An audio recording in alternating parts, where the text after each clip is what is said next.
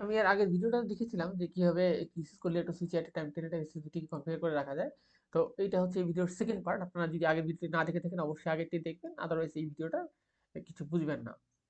তো আমার SS configuration এবং ভেরিফিকেশনটা আমরা লাস্ট ভিডিও দেখেছিলাম, পাশাপাশি টেলনেটও কনফিগার করা হয়েছিল। এখন আমি চেক করবো আমার টেলনেট কনফিগারেশনটা হয়েছে কিনা সেটা। সেই জন্য আমি যাচ্ছি আমার পিসিতে, পিসির কমান্ড প্রম্পটে, সেখান থেকে টেলনেট দিয়ে আমি আমার টার্গেট ডিভাইসকে টেলনেট করবো।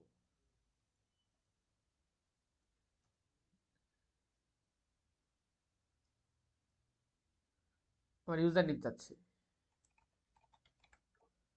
পাসওয়ার্ড চাচ্ছে।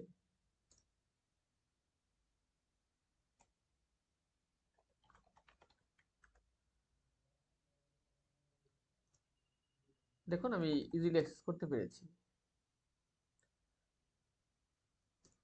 তার মানে আমার টেলনেট কনফিগারেশনও সাকসেসফুল।